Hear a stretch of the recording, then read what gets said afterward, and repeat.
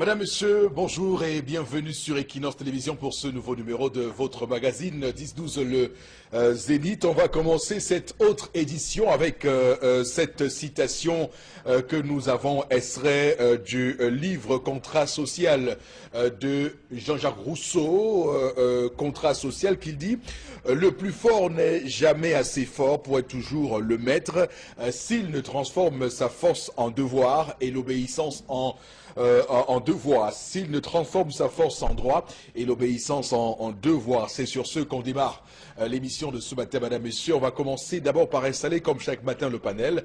Vous, Chalamel Bachou, bonjour et bienvenue. Votre bonjour est recevable sur la forme, mais les moyens employés sont non fondés.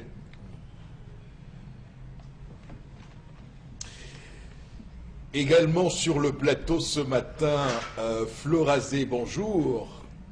Bonjour Eric Fopoussi, bonjour à vous sur le plateau, bonjour à nos millions de téléspectateurs. Dans le cadre de la revue des réseaux sociaux, on parlera de politique avec l'écho de la présidentielle, avec des vives réactions de Paul Éric Cabral Libye. On reviendra et également sur cet incident qui a eu lieu dans la localité de Baba 2, donc à 40 km de Bamenda. On est dans le fief du village de Fundi où sa demeure a donc été incendiée. On en parle dans le cadre de la revue des réseaux sociaux ce matin, Eric Fopoussi. On va dire que Cabral Libye, depuis hier, a fait une sortie pour dire clairement qu'un candidat de l'opposition a bel et bien gagné l'élection présidentielle de 2018. Je cite les propos de Cabral Libye. Il s'est bien gardé de dire ou de citer le nom de ce candidat de l'opposition qui, selon lui, a gagné l'élection présidentielle du 7 octobre dernier. Et donc, il a dit que le peuple ne se laissera pas voler sa victoire et que 2018 n'a pas fini de livrer ses surprises. On devrait voir des choses qui pourraient se passer au Cameroun selon le candidat du parti Univers, Cabral Libye, qui s'est donc exprimé hier. Ça veut dire que les langues commencent à se délier, on commence à comprendre ce qui se passe et que le Cameroun devra normalement s'inscrire dans le champ démocratique, quoi qu'il arrive, malgré les tentatives d'obstruction à la démocratie, d'où qu'elles viennent. Également sur le plateau ce matin, Bobo Bengan, bonjour et bienvenue. Bonjour Monsieur Fopoussi Negou, bonjour à vous chers téléspectateurs. Moi aussi, je commence par une citation, justement celle de Cabral Libye, qui se rattache à ce que nous avons toujours dit, que le ciel du Cameroun s'est obscurci. Monsieur Cabral Libye a dit ceci, je cite, « Il y a une poignée de vampires qui dirigent le Cameroun et qui veulent absolument mettre le pays à feu et à sang. Ils veulent absolument se nourrir du sang du peuple, soit pour se régénérer, soit pour se revigorer. » Fin de citation.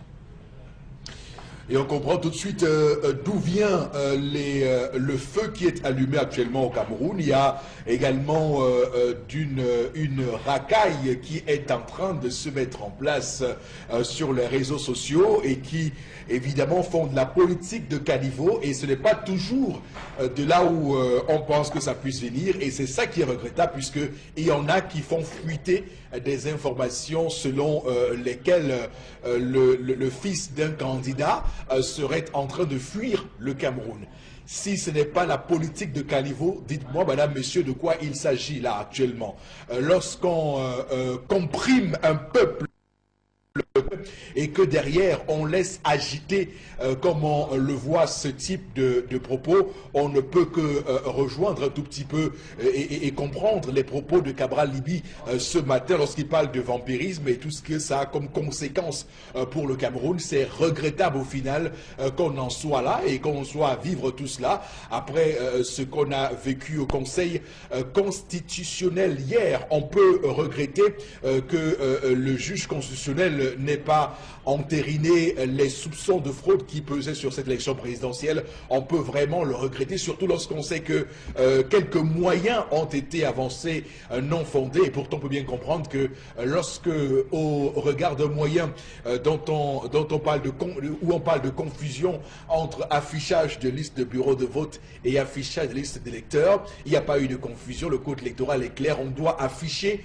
les listes d'électeurs normalement normalement et faites le tour pour voir si ces listes-là ont été affichées. Faites même le tour des antennes communales et les camps pour voir si les listes des bureaux de vote ont été affichées. Dans tout cela, on comprend très bien dans quoi on nous embarque actuellement. Mais quelqu'un a dit que l'histoire jugera les uns et les autres dans cette histoire. Madame, Messieurs, puisqu'on parle d'histoire, et pour ne pas faire d'histoire, voici l'histoire du jour de Tendance Queunier, la voyageuse. Bonjour et bienvenue. Bonjour Eric, je vais encore dire bonjour à mes copines de la Réunion, le clan d'âge. Détachez-moi, je sens que les filles là m'ont attaché. Mon corps fait un jar. Même mon corps t'attache, ton corps fait comment? Tu te sens fatigué. Je me sens fatiguée, je me sens frustrée. Donc j'ai les symptômes, les envies même d'une femme enceinte. J'ai les symptômes d'une... Donc je sais même Mais pas. je t'ai dit d'être sur le chemin de la justice. Je suis sur le chemin de la justice Voilà. depuis un moment. Qu'est-ce que vous voulez? Ça veut dire que l'heure sur la bonne Là, passe. non, là, il ne fait même plus. Non, Après, non, ça va passer. ça Après, va. tu me délivres, mon père, pardon. Mais on ne peut pas attacher ma fille tant que je suis Tant encore que tu es vivant. là, c'est quand mon maman mourir qu'elle veut souffrir. D'abord, je ne sais pas ton mère.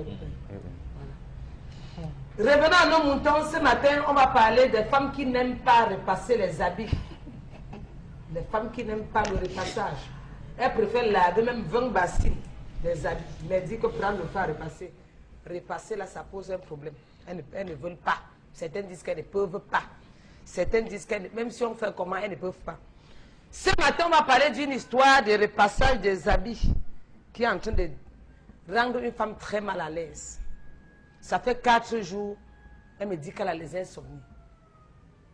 Femme au foyer, mère de 2 enfants, qui a dit, je ne peux plus moi repasser, je ne peux pas repasser les habits parce que je n'aime pas.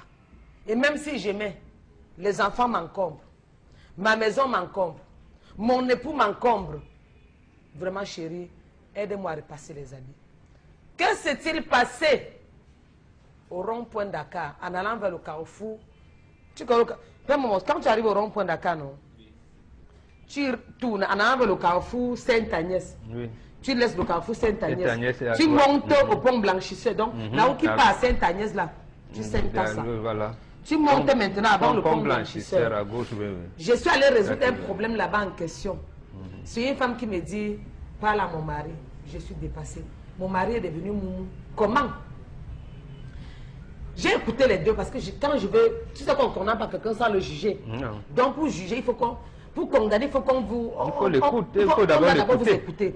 J'ai écouté les deux versions. C'est un monsieur qui se plaint que son épouse n'aime jamais repasser ses habits. Mais monsieur aussi a pris la paix. Maintenant, la décision que monsieur a prise maintenant. La décision que monsieur a prise. Voilà! Le français élastique, chacun tire de son côté. Décision, une décision. La décision que monsieur a prise maintenant, c'est que quand il sort de la maison le matin, il porte les habits non repassés. Et le soir, il rentre avec les habits repassés. Et quand il veut demander, il ne parle pas, il ne dit rien. Donc il est devenu moumou. Bébé, qui a repassé ton habit, il ne dit rien. Donc à l'heure-ci, c'est une femme qui se plaint qu'elle ne repasse pas les habits de son mari parce qu'elle est fatiguée. Et que monsieur peut aussi repasser, pourquoi pas? Quand ouais, ben, si je ne repasse pas, toi aussi tu peux prendre, tu repasses. Ça coûte quoi de repasser? Si là, je prends quand même le temps de les laver, mais pour repasser, c'est très facile. Si je ne repasse pas, repasse aussi. Monsieur dit qu'il ne peut pas repasser les habits tant que madame est là. Maintenant, il a pris la décision de sortir chaque fois avec les habits non repassés. Et le soir, il revient avec les habits qu'on a repassés jusqu'à mettre les plis. J'ai dit même qu'il y a les plis sur mon habit. Non, il n'y a même pas. Parce que les photos que j'ai vues avec les habits, les plis, tu sens que la personne qui repasse les habits de monsieur, c'est des temps est franchement concentré. Ce n'est pas au genre de repassage fouma, non. La personne qui repasse ses habits prend tout le temps de dresser le col, d'arranger bien et de mettre les habits comme il se doit. Et madame se plaint comment monsieur sort le matin avec les habits non repassés, il rentre le soir avec les habits repassés. Qu'elle veut parler, il ne répond pas. Elle le secoue même que ouais, qui a repassé, il ne répond pas. Donc à l'heure, si elle a besoin de vos conseils, comment est-ce qu'elle va réagir? Dans un foyer, qui doit repasser les habits? Est-ce qu'au nom de l'amour, monsieur ne peut pas repasser les habits, repasser les habits des enfants, repasser pour madame, repasser pour lui-même? Pourquoi pas? Au nom de l'amour, on peut faire tout ça. Mais lui, il estime qu'il ne peut pas faire parce qu'il est un homme et un vrai. Vous avez la parole, chers téléspectateurs, donnez le conseil à cette dame, et donnez le conseil à son époux, de calmer son cœur ou encore de repasser les habits. Je m'arrête là et je vous reviens dans quelques secondes. Voilà qui est dit. On va parler d'un gros sujet ce matin, madame, messieurs, avec cette question. On va dire que c'est une question qui se traite de plus en plus, puisque on voit très bien que les relations entre les personnes qui sont dans un couple, dans un mariage régulièrement, se retrouvent évidemment sur la place publique, et nous sommes bien obligés de trancher cette question. Donc, et pour trancher cette question, il faut qu'on parte du principe que de plus en plus, il y a une cohorte de femmes. D'ailleurs, je vais vous reprendre ici un tweet que j'ai lu de manière opportune sur Twitter. C'est une femme qui écrit sur Twitter ceci. Un gars, et bien entre parenthèses, ni mari ni fiancé, exige ni épouse ni fiancée de laver ses slips. Et quand elle dit ça, ensuite elle est en train de s'offusquer de ce que ce gars-là exige de laver ses slips. Donc on est clairement dans un contexte où de plus en plus de femmes, dans leur état d'esprit, n'accèdent plus forcément à cela comme étant un devoir conjugal, comme étant pour elles un devoir. Et donc, on a démocratisé ces rôles-là dans les familles, dans les couples.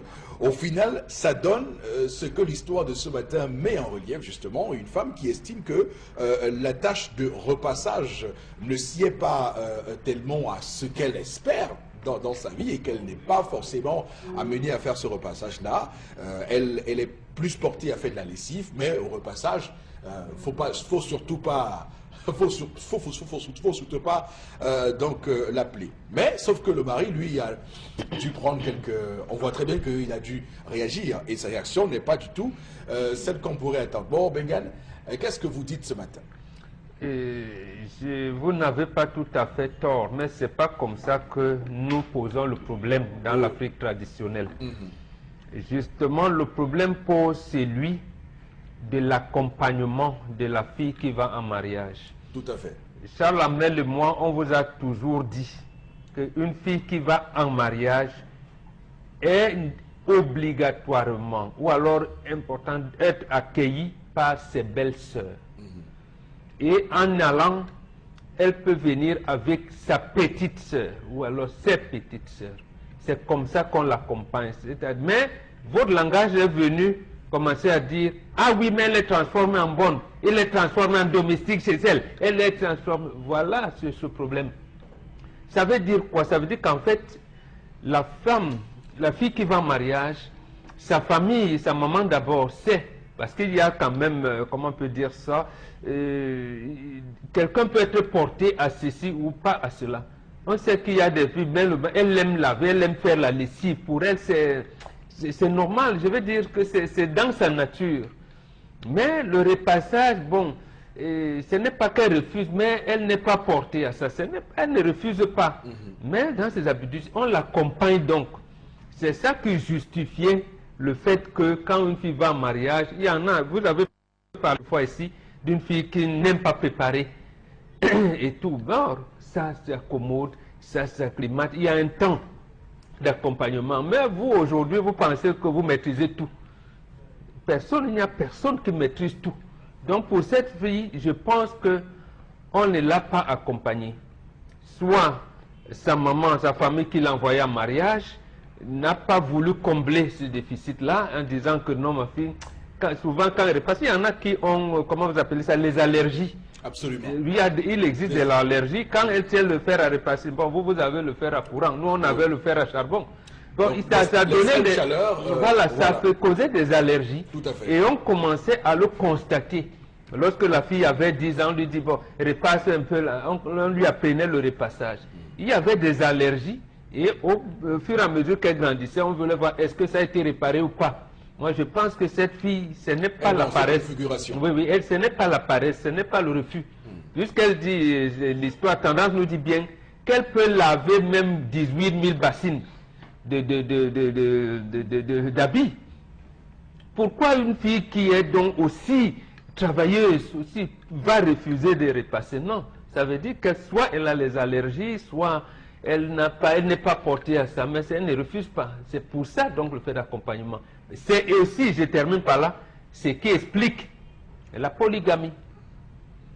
Et aujourd'hui, c'est ça aussi, parce qu'à un moment, vous allez dire, oui, bon, comme nos enfants sont déjà grands, bon, il n'y a pas, on ne l'a pas accompagné, moi-même, mes petites sœurs ne sont pas là, bon.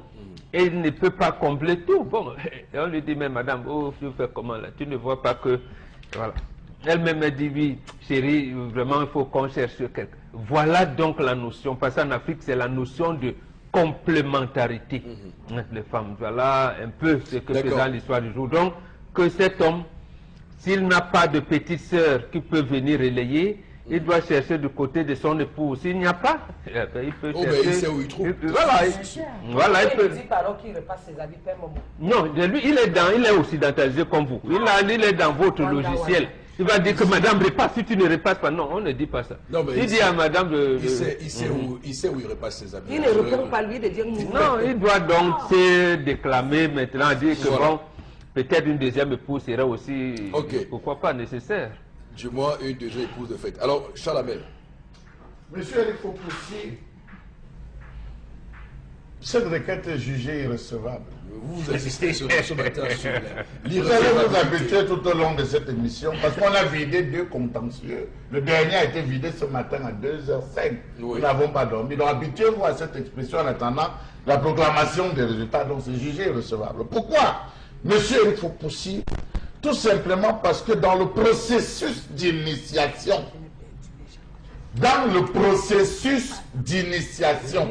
monsieur Eric Fopoussi, le père a le devoir de tenir son enfant. Ça veut dire quoi, monsieur Eric Fopoussi? Ça veut dire que dans le processus de croissance, le père va dire à sa fille, prépare-moi tel repas. Monsieur, je voudrais bien que vous me suivez. Le père va dire, prépare-moi tel repas. Il demande à la fille de préparer, non pas parce que sa femme ne connaît pas préparer, mais parce qu'il veut se rassurer que le processus d'initiation de sa fille est en train de bien se dérouler. Il ne va pas le demander un jour de la semaine. Ça sera le dimanche où il va se lever. Il va dire, Florazé, fais-moi un tarot. Il va voir Florazé, comment il va aller rediscuter avec sa mère, une autre. Comment Florazé va aller faire le marché, elle va rentrer. Elle va déposer. Pendant qu'elle va déposer, il va dire à sa mère, contrôle. La mère va contrôler, la mère va dire, vraiment, tu as réussi aujourd'hui, tu as acheté tous les condiments. Heureusement, tu n'as pas oublié. Le père assis à un angle va contrôler comment la fille écrase. Il va manger et il dira à sa femme à l'intérieur, je sens que ma fille est en train de devenir une femme. Le père va se lever un matin et dira à sa fille, tu sais que c'est mon habit de la Réunion, je parle demain à la Réunion, c'est la grande Réunion, lave-moi mon vêtement. C'est le père, ce n'est plus la mère. Lave-moi mon vêtement. La fille devra laver le vêtement. Le père va venir porter et revenir en disant que vraiment, j'ai porté, tout le monde va se moquer de moi, tu as laissé les tâches. Quand tu laves, tu ne regardes pas. Soit il va prendre l'habit avant de sortir, il va regarder l'habit, il va lancer à la main en disant que l'habit n'est pas propre. Pour pousser la mère à apprendre à la fille comment prendre en charge. Parce que demain, c'est ce qu'elle va faire, monsieur le proposé. La mère va apprendre à la fille comment nettoyer ses sous-vêtements. La mère va apprendre à la fille comment nettoyer ce garnier et tout et consort. Tandis que le père va vérifier tel un examen si la fille a passé. Voilà le processus d'initiation que beaucoup de jeunes ne savent pas aujourd'hui. Une fois que la fille a atteint et que le père s'est rassuré qu'effectivement elle tient, je vais jusqu'au repassage. Jusqu'au repassage. Parce qu'il nous arrivait, nous on a ciré les chaussures de notre papa. Nous on a lavé les vêtements de papa. On a repassé les vêtements de papa tout autant que les filles. Et je peux vous dire qu'il y avait plus de danger, bon, on ne vous l'a pas dit, plus de danger à utiliser le fer à savon. Il fallait avoir une dextérité. Ça brûlait. Il fallait avoir une dextérité. J'ai brûlé le pantalon de mon père comme ça, il allait au cul. Une dextérité, bon. Oui. Soit vous avez un petit morceau de charbon qui s'échappait sur le pantalon, vous étiez foutu. Il fallait à tout moment vous rassurer en soufflant dessus, en enlevant la cendre, que la cendre ne tombe pas. Parce que si la cendre tombe sur la Bible, vous repassez, ça colle. Donc, il y avait tout un art. Alors, on sort de là, monsieur, il faut pousser. L'homme vient demander la main. Avant que l'homme, quand on vient dire, je veux votre fille, le père sait déjà si sa fille est prête ou pas. Il sait déjà si sa fille est prête. Alors, voilà une fille qu'on envoie en mariage. qui dit qu'elle peut laver 18 000 vêtements, mais elle ne peut pas repasser. Quel est le plus beau plaisir, monsieur Rifopoussi? C'est celui d'avoir un vêtement bien repassé, bien tendu. Elle n'a donc pas voulu apprendre. Soit elle a eu dans ce que les occidentalisés font aujourd'hui, elle a vécu avec un père qui l'a trop cajolé, trop. Donc son père disait que ça elle ne peut pas faire, ça elle peut faire. Parce que vous avez des parents qui choisissent. Vous avez des filles que vous épousez aujourd'hui, elles ne connaissent pas préparer. Vous avez des filles que vous épousez, elles ne connaissent pas tenir la maison. Vous avez des filles que vous tenez, vous épousez, vous rentrez, elle ne parvient pas, la maison n'est pas propre, monsieur, il faut possible. Il faut absolument prendre une domestique, parce que papa, durant toute la jeunesse de l'enfant, avec le domestique à la maison. Donc voilà une configuration où la fille peut laver, elle avait, mais il y avait une personne qui repassait. Maintenant, elle n'a pas repassé. Suppose que son mari est riche. Suppose qu'elle va éviter de porter des vêtements en coton. Suppose qu'elle va éviter de porter un type de vêtements. Elle va porter des vêtements qui coûtent 3 000. Ça veut dire facilement lavable, s'échappe et puis on porte. Ça suppose qu'elle a un corps tout sale, plein de dalles, parce que tu prends un habit, un vêtement, le laver, le sécher, il y a des insectes qui se posent. Pourquoi vous dites, oh Florazé, le sécher, vous avez des insectes qui se posent dessus et qui donnent la gale. On le voit chez les enfants. Donc ça suppose que c'est une femme qui a pensé à tout, mais qui n'a pas d'hygiène corporelle. Et pour la question du repassage, parce que elle se pose la question, qui repasse les habits de monsieur?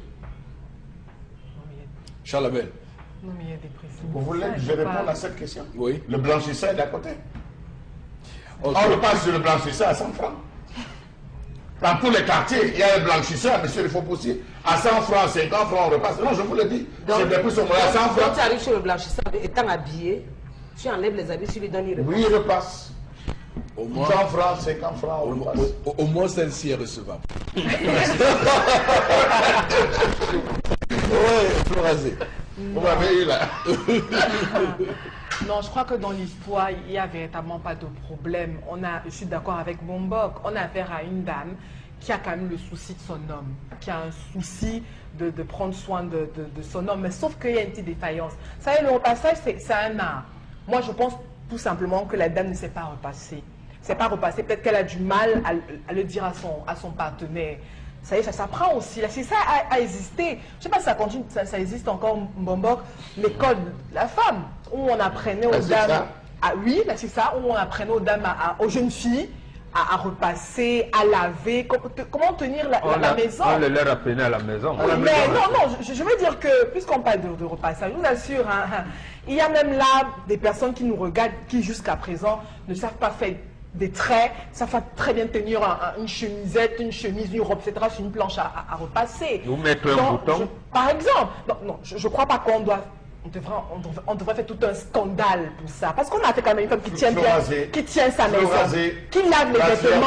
La fierté d'une femme, c'est d'avoir un homme qui mange bien et un homme qui est beau. Mais on a affaire à une femme, non, Charles Amel, on a affaire à une femme qui le fait. Qui le fait. Et qui est même content de laver, elle dit 15 000 bassines de vêtements et tout. Mais on comprend qu'elle est femme, ça veut dire qu'elle ne sait pas. Elle ne sait pas repasser. Peut-être qu'il y a un problème de communication. Pourquoi monsieur peut-être prend ça mal? Est-ce que c'est aujourd'hui qu'il apprend que sa femme ne sait pas repasser? Non, il manque un problème de communication. Si monsieur sait repasser, c'est le moment de mettre sa dame, sa partenaire, sa femme, son épouse à l'école.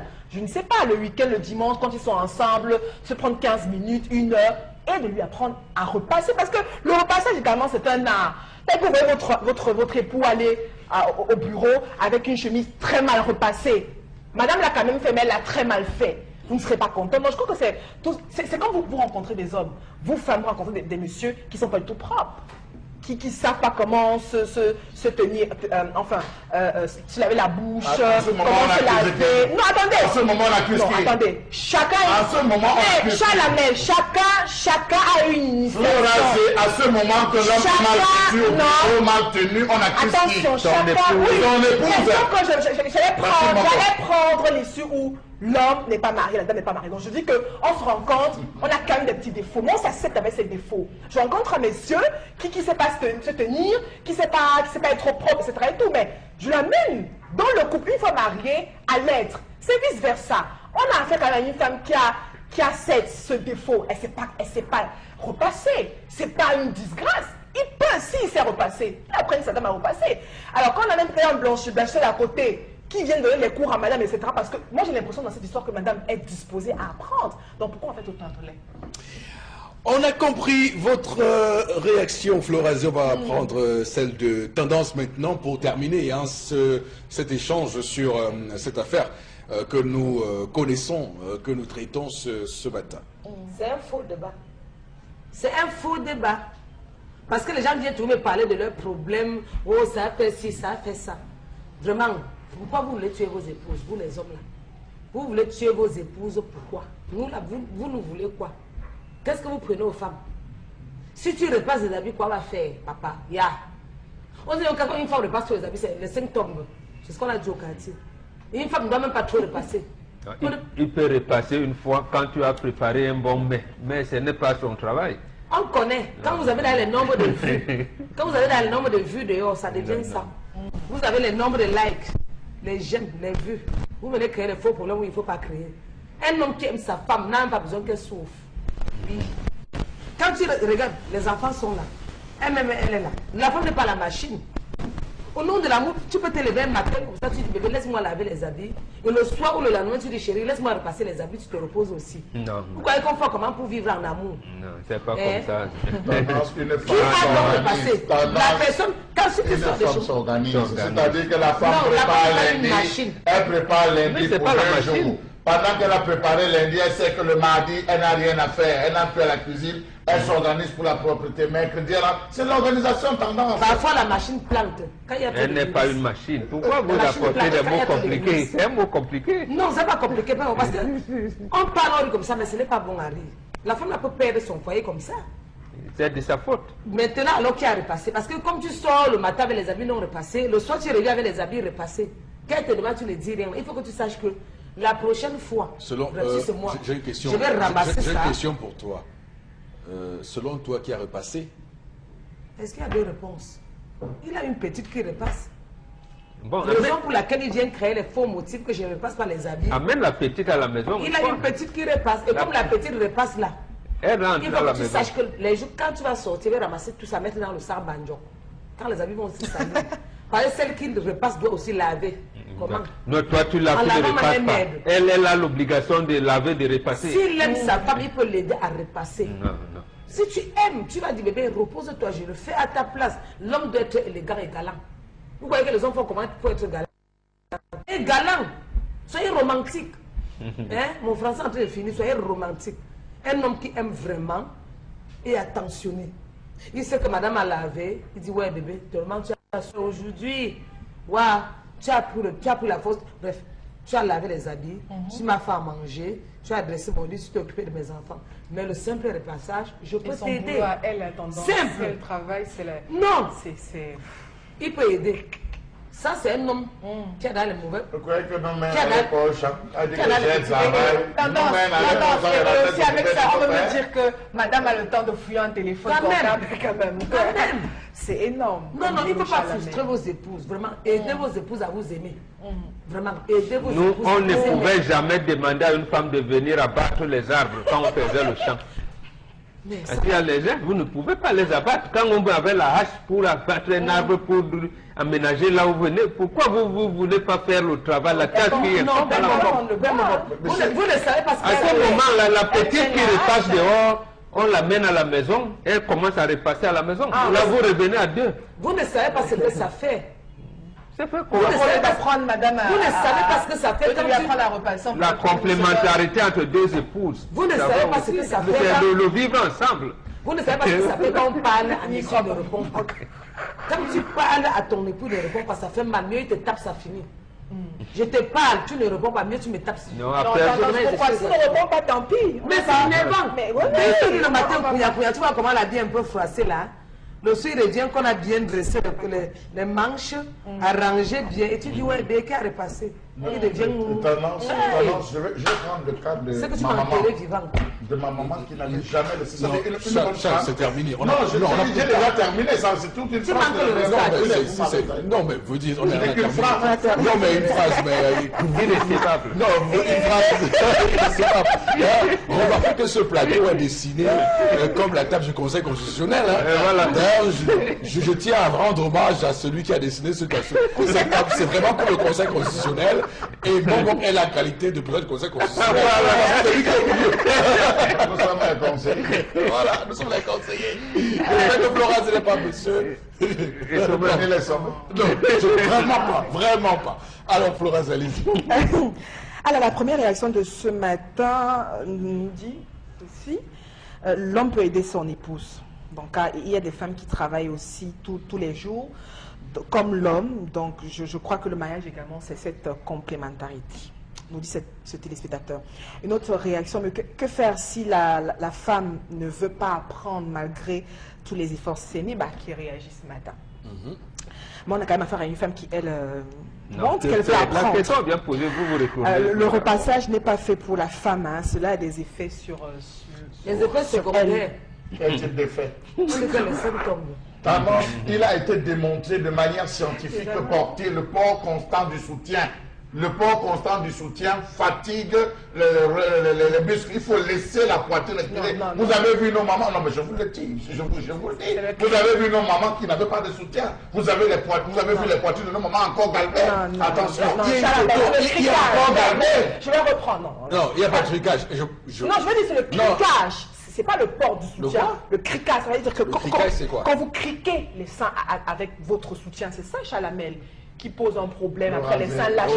Mais le soutien, oui, non, parce que oui, mais le soutien en lui-même. C'est pas le sens. Non, je comprends Chalamel. Je comprends Chalamel. Je comprends Chalamel. Reste dans le sujet. Tricage ou pas, laissez quelquefois le sein. Oui, la soirée. Oui, mais la soirée. c'est mon combat quotidien aux femmes. Hein. Mais il y a une heure propice pour ça. Ok. Pareil pour le On va lire quelques messages. Pareil pour le slip pour les garçons, ça produit une action par rapport à... Il y a une heure propice pour ça. Alors, une autre réaction ce matin pour la femme qui a des problèmes avec ce monsieur. C'est un couple de combien de jours déjà pour avoir ce type de problème lié aux vêtements sur la table? Ouais, on peut s'interroger. Peut-être qu'avant, ça, après, maintenant, elle ne passe plus. Je crois pas. Ça, c'est un petit problème. Si l'homme se rend compte que sa femme ne sait pas repasser, il peut l'apprendre à apprendre. Le mariage est un union commun de deux forces unies. C'est Oumar depuis Garoua 2 qui réagit. Arrêtez de désorganiser la société. Hein. Pardon? Donc, arrêtez de désorganiser la société. Merci, monsieur. Vraiment, faut pas, parce que j'ai commencé par ce tweet. C'est l'union de deux forces. Vous dites qu'on désorganise la société. J'ai commencé par ce tweet. Si elle ne s'est pas préparée, elle ne s'est pas repasser. Non, mais vous l'envoyez en stage bloqué chez la belle-mère. Mais où est le problème? Je ne sais pas pourquoi les gens... Mais non, en stage bloqué, oui, pourquoi pas? C'est monsieur également, lui, par amour. Parce qu'on forme une seule et même par amour, elle doit on peut prendre 15 minutes. Oui, on peut prendre 15 minutes et nous donner quelque chose. Voilà, j'entends dit que par amour, il doit repasser. Ok, votre femme ne cuisine pas très bien, par amour, allez faire la cuisine pour vous manger. Si votre femme ne peut pas bien apporter le bébé pendant 9 mois, par amour pour elle, vous portez le bébé pendant 9 mois, vous portez. Comparaison. Bien sûr, c'est vous qui dites. Vraiment. Merci, monsieur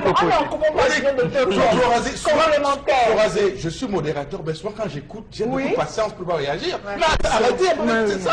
On a Adrien Abekanda. Vous avez suivi. C'est l'union de deux forces. Chalamel. Non, souvent il y a un peu de patience. Vous savez, moi je prends les propos de monsieur. On supporte un peu souvent certains arguments, mais après, nous prenons pour des boutons, pour des chèvres, pour des trucs. C'est vous qui déroulez. Voilà. Merci. Bon, on va arrêter là pour les messages et pour l'histoire du jour. Voilà, monsieur avance dans l'émission. Et cette colère prémonitoire annonce Charlamel Bachou.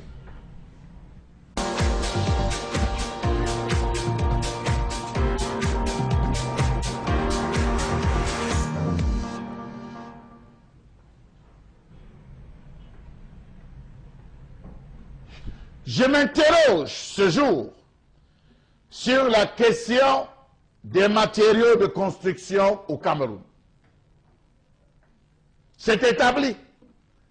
La dalle qui s'est écroulée avait été mal dosée. Les immeubles qui s'écroulent ont été mal dosés.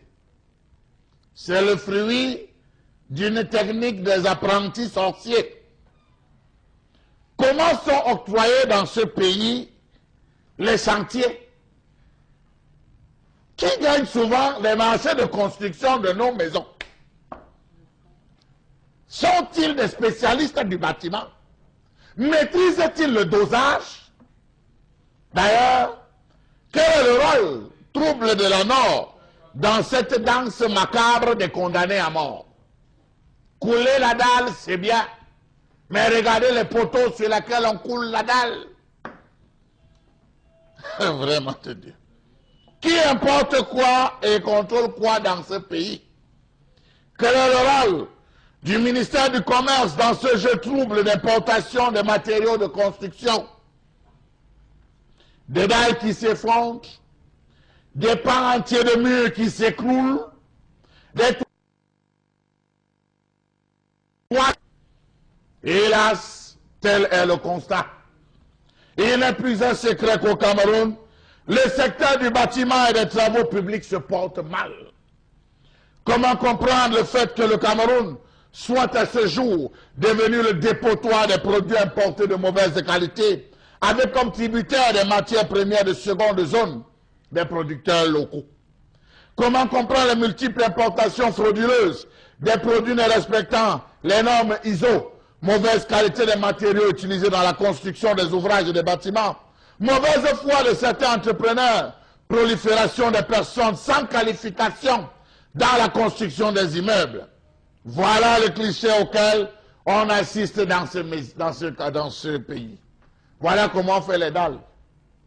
On attrape, on lance, il attrape, il relance. On attrape, on lance, il attrape, il relance. Ce qui devrait être fait avec 12 sacs, c'est fait avec 3 sacs, 4 sacs et 5 sacs.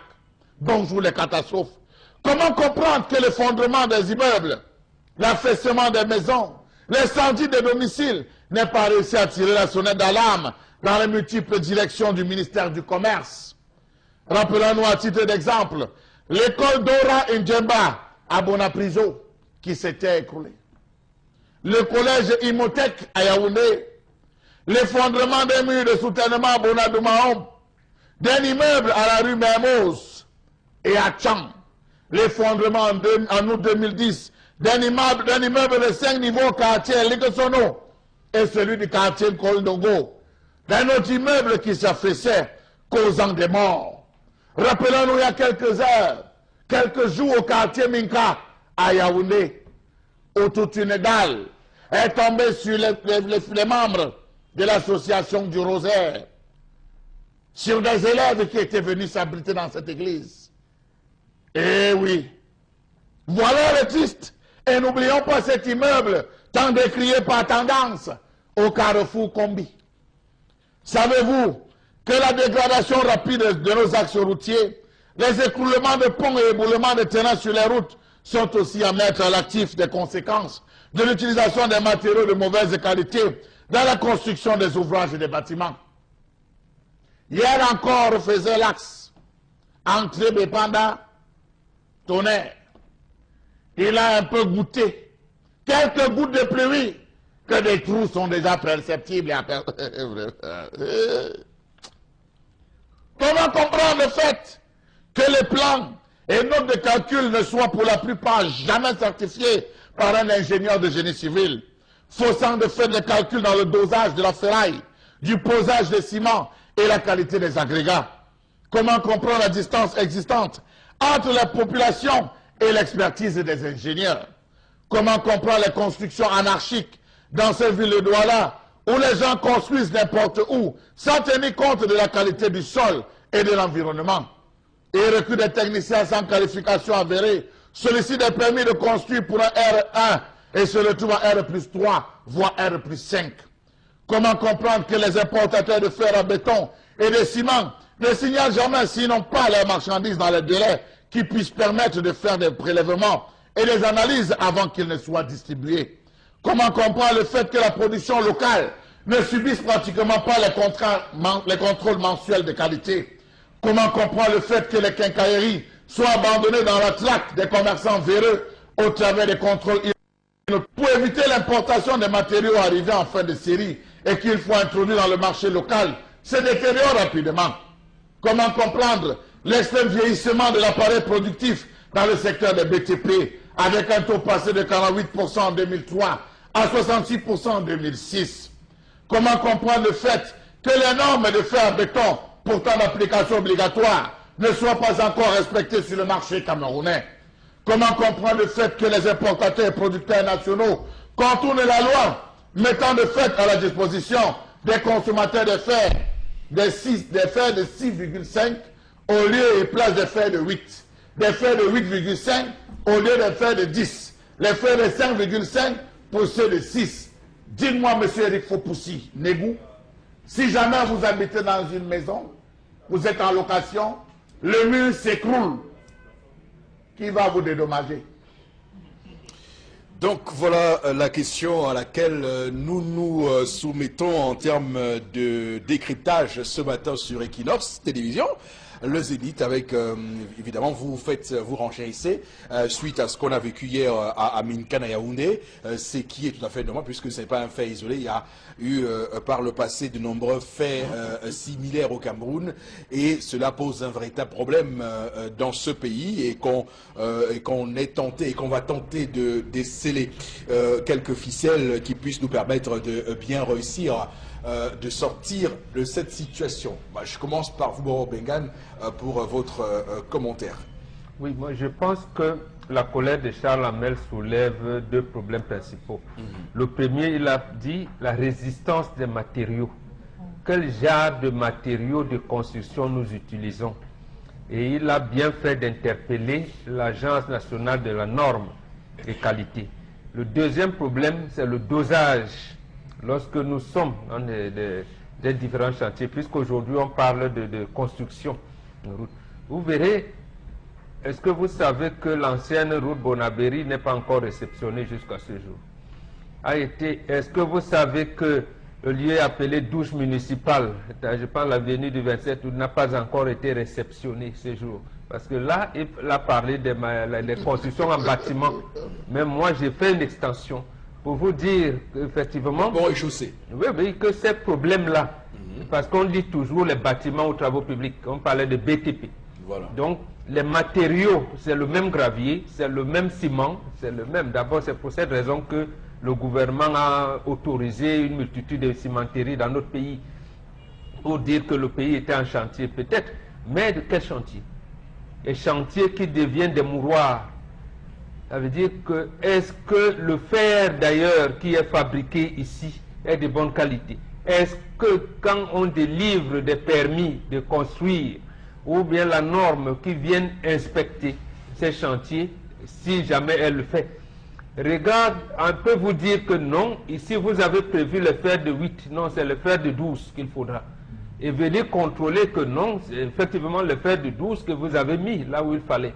Les poutres que vous êtes en train de monter ou de couler, est-ce que c'est de quelle dimension? Vous avez, en Allemagne, lorsqu'on veut tester un parpaing non fabriqué, on jette, on lance le parpaing au sol, il tombe au sol.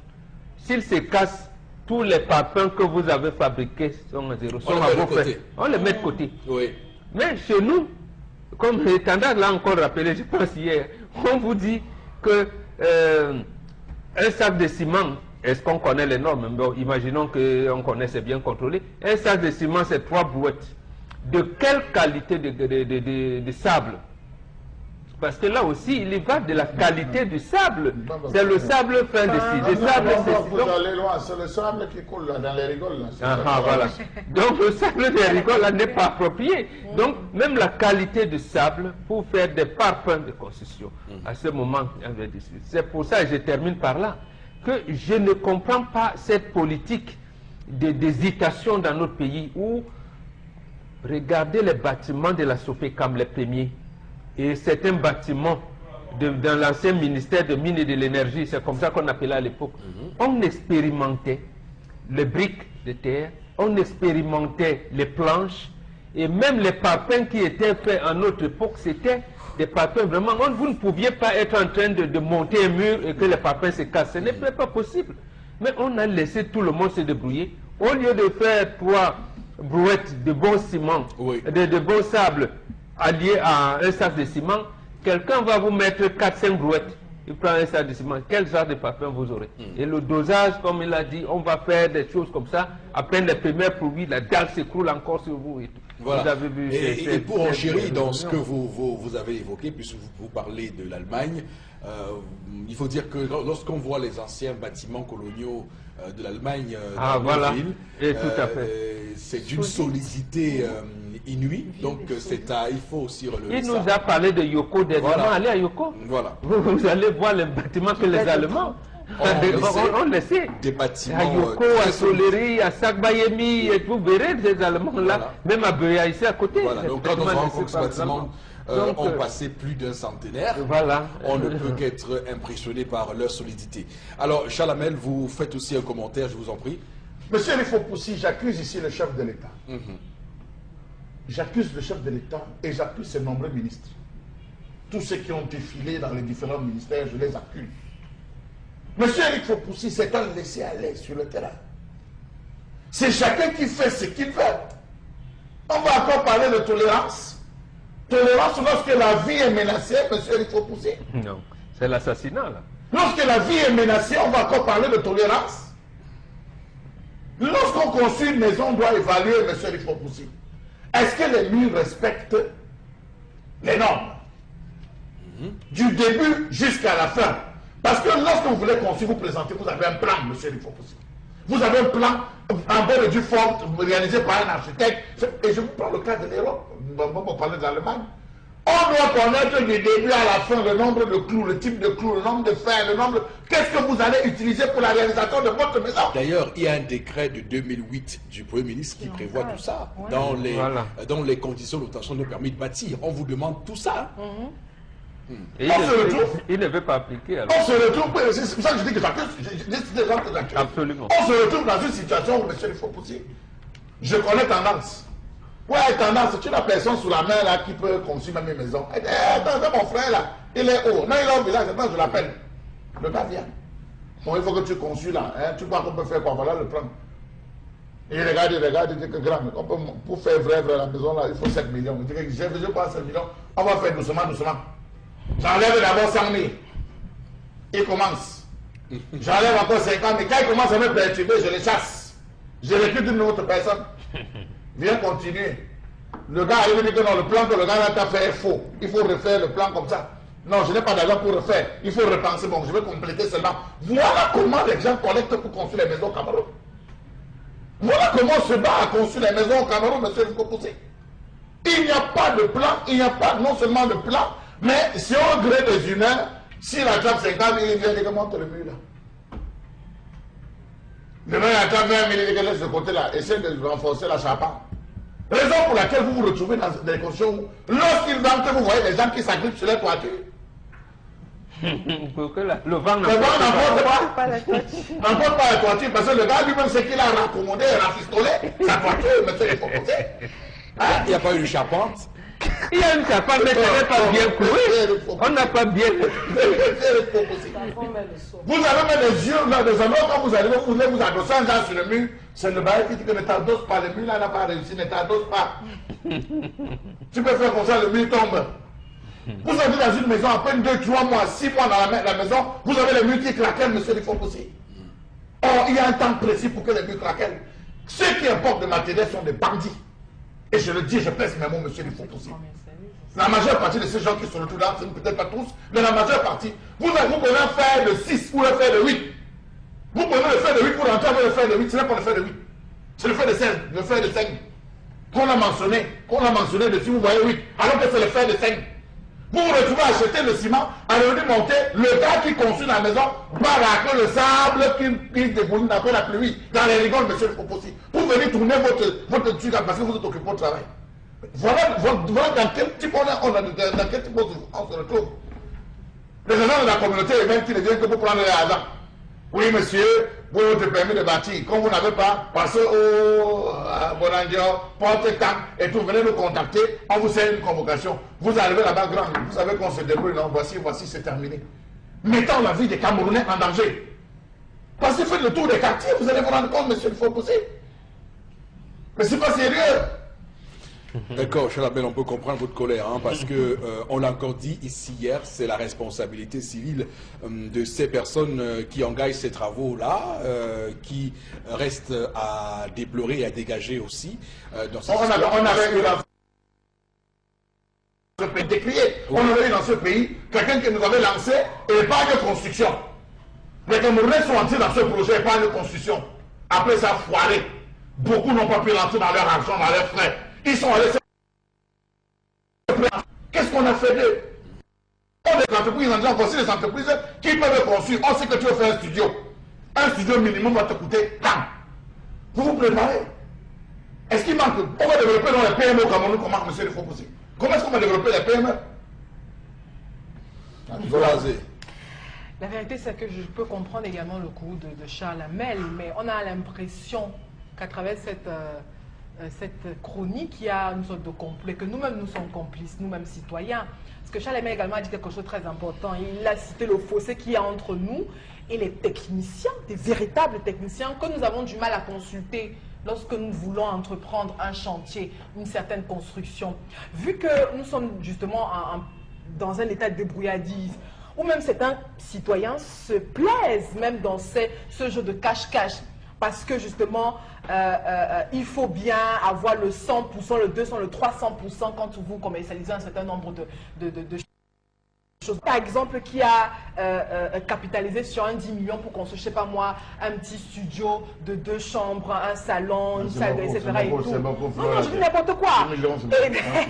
Et maintenant, hein, je prends sur moi, de consulter un technicien et autres, qui lui, par exemple, va sur le marché et peut-être n'est pas aussi très bien affûté sur la qualité du matériel, parce que ce que Chalamé vient de dire, il faut, je me pense bien, je crois qu'il faut avoir une loupe, ou alors il faut avoir un certain nombre je vais dire, de techniques pour reconnaître le bon matériel du faux. Donc combien de Camerounais sont à même justement d'avoir ce type d'appréhension?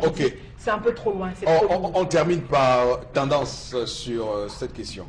À l'époque de nos parents, il y avait les vrais fers, les vrais ciments, même les vrais sables, les vrais tôles.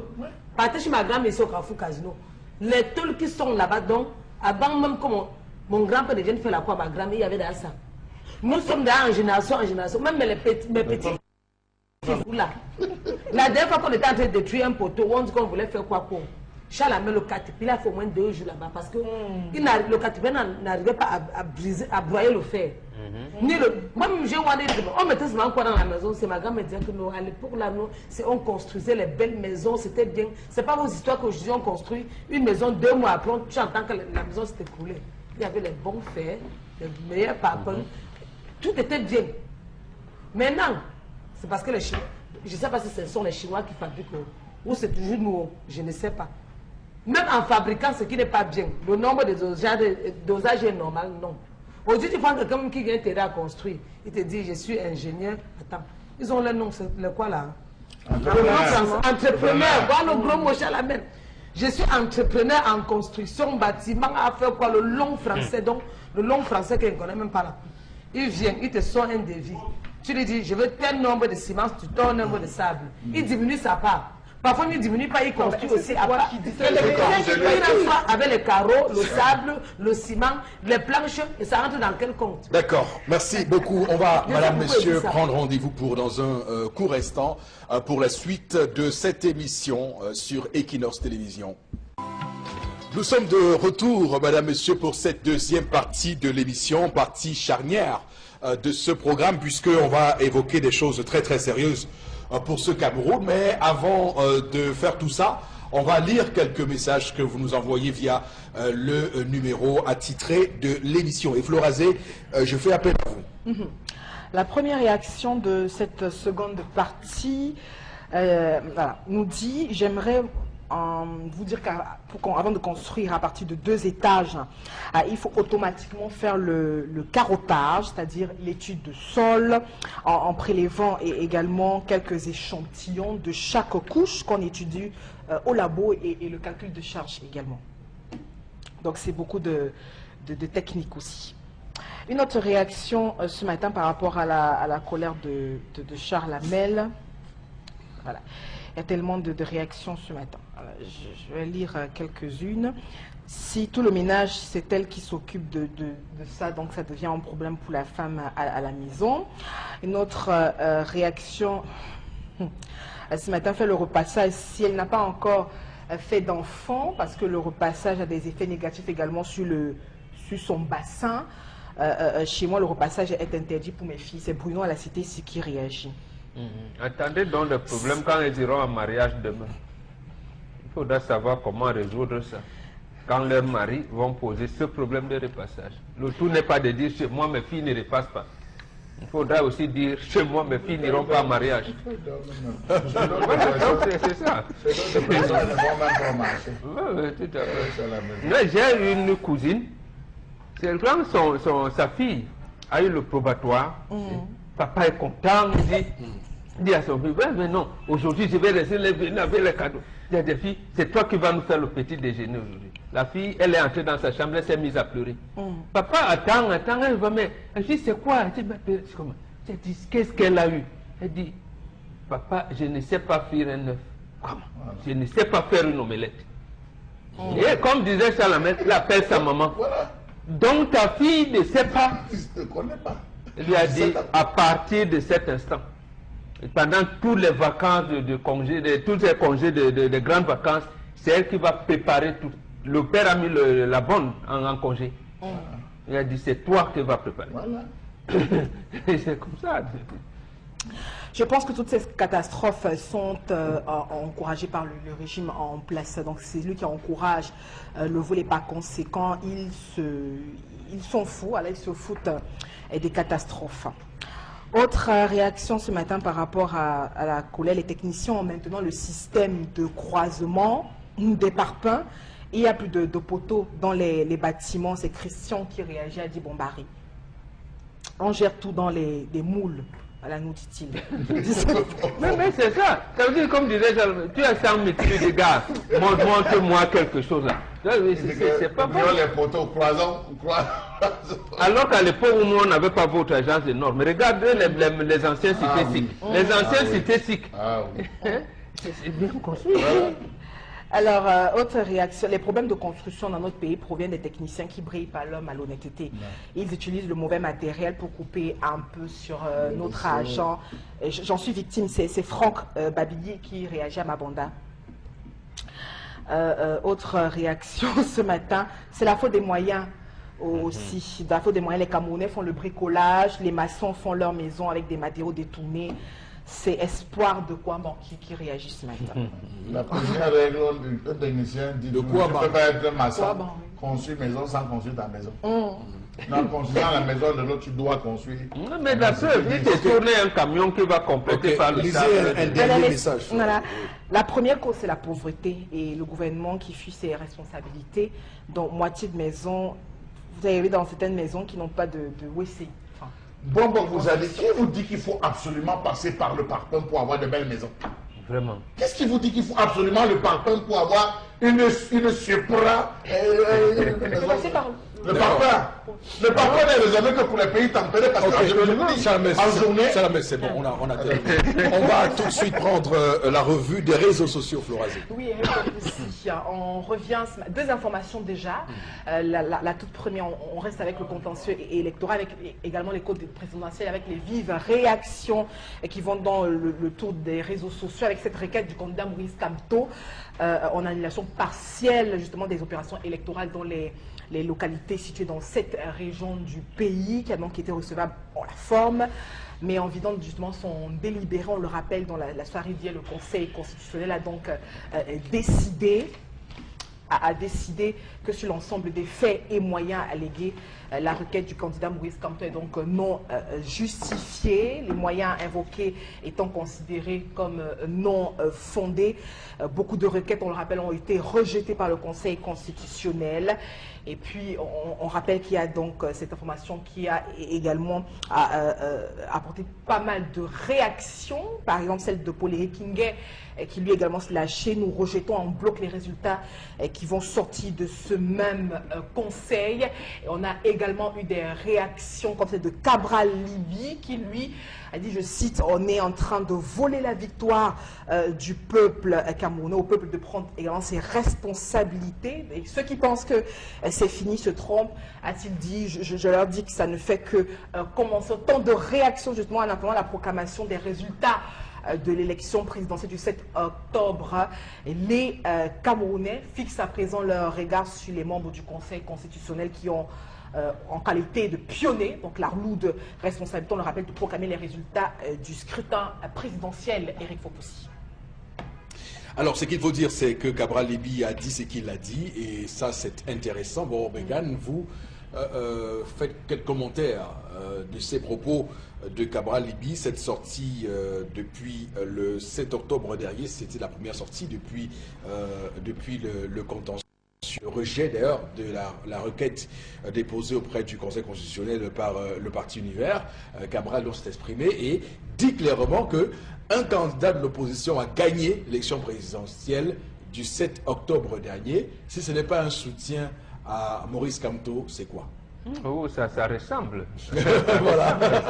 Et justement parce que nous sommes dans une phase technique, oui. Et il n'ose pas prononcer le mot, le nom. Quelqu'un risque d'être taxé de proclamation des résultats. Donc, c'est pour ça qu'il a poursuivi en disant que j'interpelle le président sortant, parce qu'il a été clair. Si je pouvais le rencontrer, le président Biya, je lui poserais une question. Monsieur le président, vous avez 85 ans. Pourquoi voulez-vous absolument boire le sang de ceux qui ont l'âge de vos enfants avant de vous en aller? Donc, quand quelqu'un continue comme ça, ça veut dire qu'en fait, c'est l'opposition, quelqu'un de l'opposition qui l'a gagné. Oui. Et il termine en disant, j'interpelle le président sortant. Et il a encore temps. Les résultats, c'est un appel que je lui lance. Un sursaut humain, patriotique, pour sauver le pays. Vous savez, donc, en fait, il lui dit, chez le chef de l'État, il faut partir. Demandez, parce que je sais que le Conseil constitutionnel est sous vos ordres. Demandez-leur de donner les résultats sortis des urnes. Et là, je termine par là. Ça veut dire quoi? On a vu les mensonges du pouvoir en place. Et les CAM n'organisent pas les élections au Cameroun. C'est pour cette raison que je pense que c'était l'objet 4 dans la requête de MRC, oui. Candidat Kamto. Le moyen 4. Voilà le moyen 4. Oui. Et les CAM n'a pas publié les résultats, les bureaux de vote. Contrairement à ce qui a été allégué, même le Conseil constitutionnel n'a pas voulu. Là, le MSC a porté des preuves, ça n'a pas été publié. Même l'extrait de l'article de nos confrères de Cameroun Tribune n'a pas dit que on a commenté en mettant même les verbes au conditionnel. Oui. Donc là, au moins sur ce point, on n'aurait pas rejeté la requête. Pour dire quoi? Vous allez remarquer qu'il n'y a qu'au niveau des bureaux de vote que l'ECAM vient avec les imprimés. À partir des commissions mixtes départementales, l'ECAM n'existe plus. Et moins encore au niveau de la Commission nationale de recensement général de vote. Au niveau des commissions départementales, c'est le président du tribunal, avec 5 représentants de l'administration, 5 représentants de ceci. Les candidats ont chacun un seul. Et il n'y a même pas de papier en tête de l'ECAM qui sert de procès verbaux. Et à la Commission nationale de recensement général de vote, c'est le Conseil constitutionnel qui envoie un de ses membres pour présider. Là aussi, l'administration publique prend tout. Et les candidats et nous, les représentants, ont seulement une place. Vous voyez, et on vous dit que l'ECAM est un organe indépendant, c'est archi faux. C'est archi faux. Donc ça, au moins... Mais il y a aussi que on a très bien vu dans cette affaire que le MRC, depuis mardi, quand même, a déployé des arguments, a montré qu'il y avait eu de nombreuses irrégularités, montré qu'il y avait eu des choses pas normales qui se sont passées, mais jusqu'à là, le Conseil constitutionnel est resté tout à fait froid devant tout cela. C'est quand même un des aveux de ce qu'on pourrait appeler la démocratie. Si on vous dit, bon voilà, on a fraudé, vous dites oui, on a fraudé, mais où sont les preuves? Donc tant que le monde pas les preuves, vous... Non mais c'est quand même... Et pire encore, il dit, nous on a les preuves, mais on ne vous les donne pas. Voilà. C'est ça l'ambiguïté. Et c'est pour cette raison, je pense que ce sont nos confrères et nos collègues de la Nouvelle Expression qui ont titré ce matin que le Conseil constitutionnel apprend le droit au professeur Kamto. Voilà, en ironisant, parce oui, que oui, en ironisant, c'est clair que lorsque le Conseil constitutionnel, lorsque Maurice Kamto de MRC envoie sa requête, à travers les moyens, il y a d'abord et clairement une volonté de dire qu'il y a eu des obstructions à ce qu'on ait des preuves. D'abord, l'expulsion des représentants dans les bureaux de vote. On a vu des endroits où Manu Militari, des gens ont été expulsés. J'ai vu le DGA de l'ECAM venir dire, mais écoutez, ils sont venus, ils sont rentrés à 13h, c'est pas notre faute. Encore là, des choses incongrues. Mais il y a l'autre chose qui a été relevée par le MRC et qui, pour ma part, doit être révisée. Cette affaire des ordonnances qu'on doit donner aux huissiers de justice. Absolument. Pour qu'ils aient la possibilité, le jour du scrutin, qui est un jour férié, d'aller constater.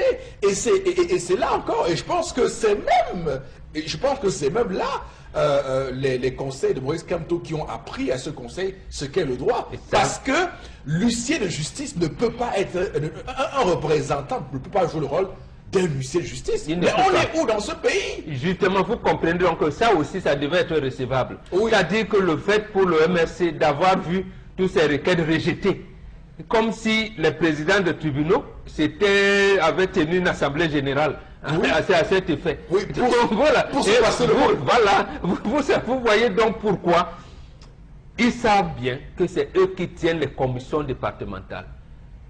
Et ils doivent sûrement avoir des instructions. Absolument. Parce qu'on ne peut pas comprendre ça autrement. Et heureusement qu'il y a un des avocats, il n'était pas au Conseil constitutionnel, Maître Doubissi, oui. je pense, il nous a raconté ce qui s'est passé dans le Hongkong. D'accord. Où un président du tribunal, après avoir fait tous ces états, on fait il refuse, il dit non, il se repose. Et il appelle à une heure pas très bonne pour venir signer oui. d'autres procès verbaux disant signer mais ne lisez pas. Voilà.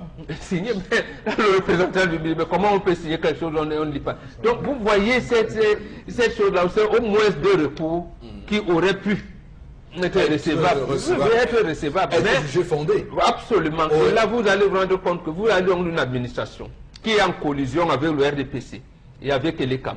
C'est-à-dire votre représentant. C'est la coalition au final. Oui, oui. Votre représentant est interdit d'entrer dans un bureau de vote. On vous a interdit la possibilité d'avoir un huissier de justice qui vient constater la pétition. Mais on vous dit apportez les preuves.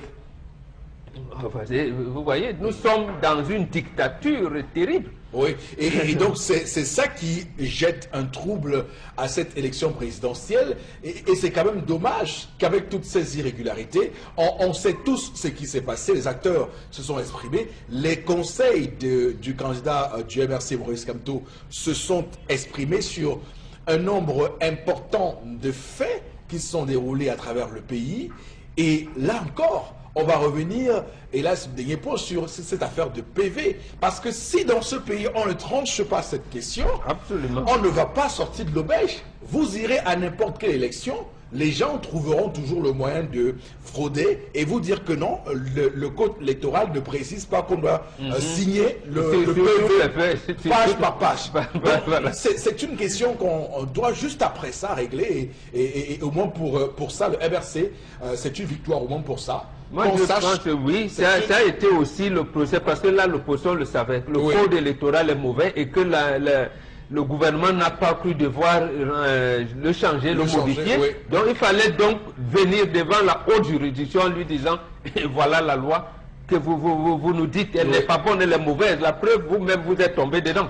dans ses propres pièges. Oui. Maintenant, j'ai seulement peur, monsieur Fopossi. J'ai peur parce que je ne sais pas si ces acteurs vont saisir les commissions de l'Union africaine ou les Nations unies. Ma peur vient en ceci que la Constitution dit clairement que les traités et accords internationaux sont au-dessus de notre Constitution. Voilà. Voilà. À l'Union africaine ou aux Nations unies, on ne valide pas l'élection. Qu'est-ce que ça va se faire? Non, mais Donc, c'est voilà.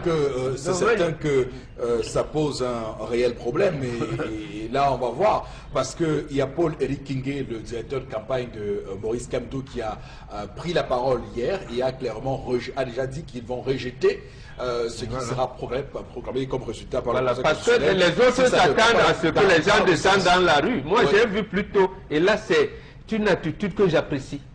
Ils sont dans le droit, parce que la politique, c'est l'histoire, c'est le droit, c'est la diplomatie. Donc, ils sont en train de battre la coalition RDPC sur le plan du droit. Du droit, et ce sera honteux pour eux, malheureusement. Alors, Chalamel, sur cette question avec le MRC qui a été débuté hier.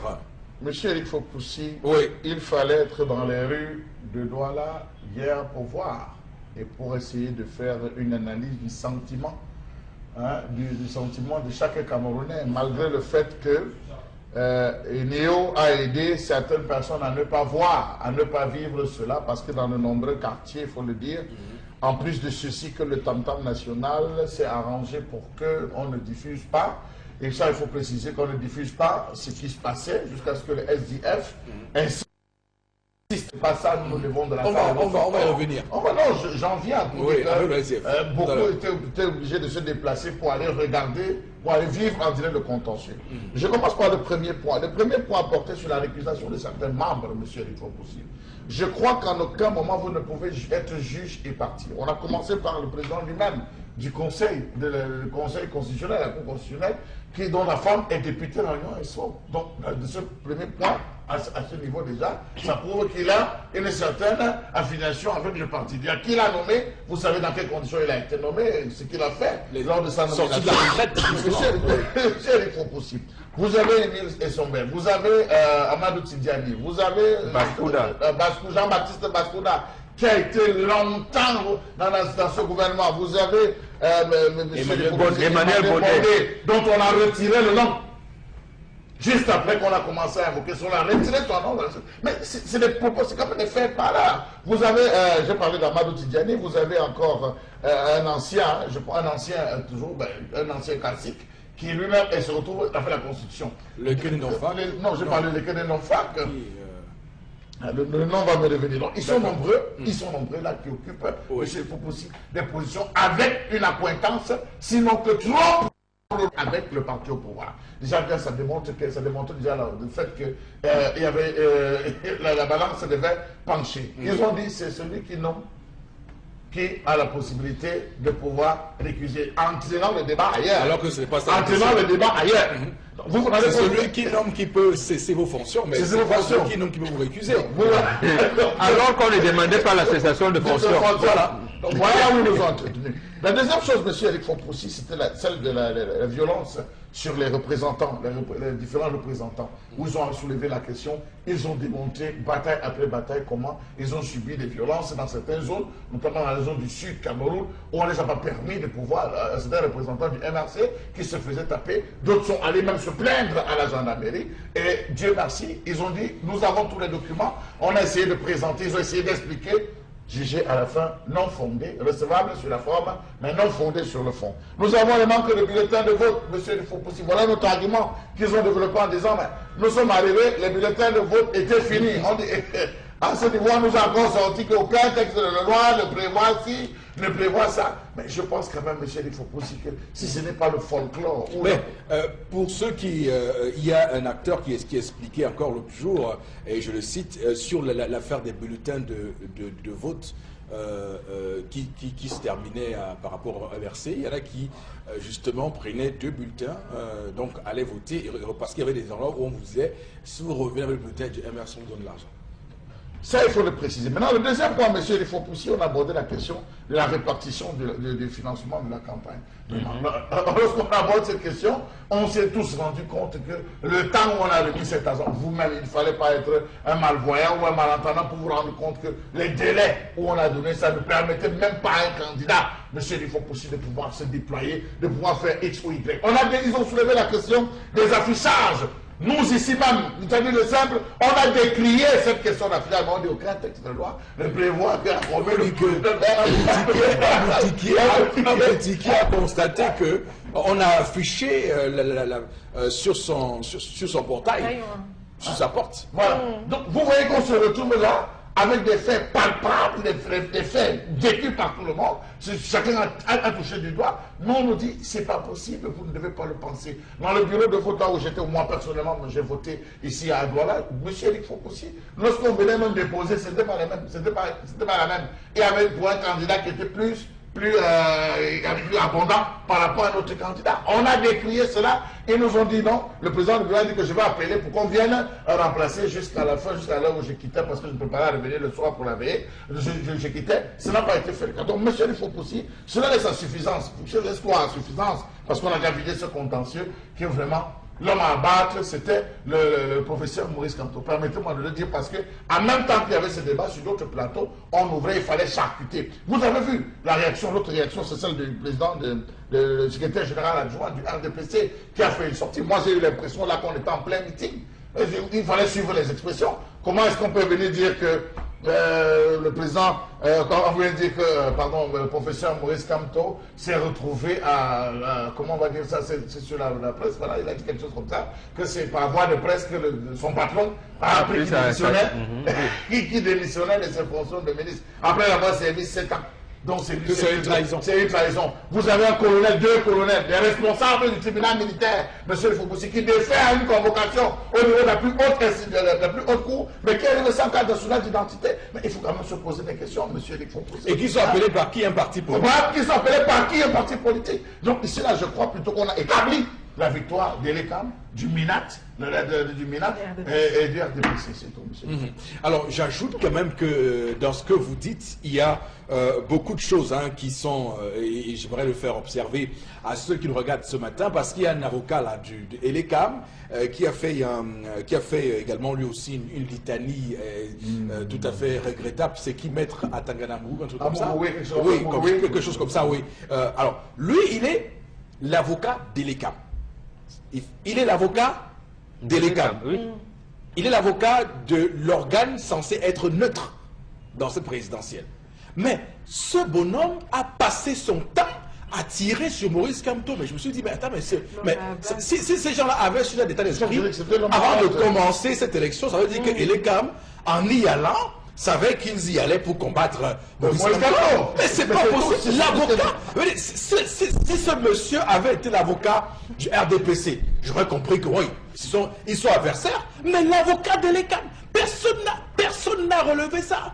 L'avocat de l'organe censé être neutre, impartial. C'était ça, mais rappelez-vous à un moment donné quand Maître Sim a pris la parole, il a voulu intervenir. Vous avez suivi, le président s'est lâché en disant on vous a supporté, on a supporté de vous écouter pendant 2 jours. Donc vous voyez un peu, on a supporté. Donc, je pense que là, il y a des expressions, monsieur le Foposi, qui lorsqu'elles sont lâchées, et n'allons pas plus loin, vous pensez qu'un monsieur de mon âge comme ça qui va sortir, je ne dors pas, je ne dors plus, venir rester comme ça. Si j'avais été sur ce conseil constitutionnel, mais on aurait simplement dit au premier constitutionnel que, mais monsieur le président, reposez-vous, mais puis encore, monsieur le président, mais l'un des candidats qui est là est votre aîné de très loin. Mais laissez-le aussi se reposer. Voilà, et là, on ne va pas sortir d'ici sans soulever cette autre question, la question des PV, qu'on a voulu transformer en rapport, ça c'était... Et Sommet a sorti, a présenté en disant voici 6 PV, voici les PV, voici 6, présenté, donnez-les.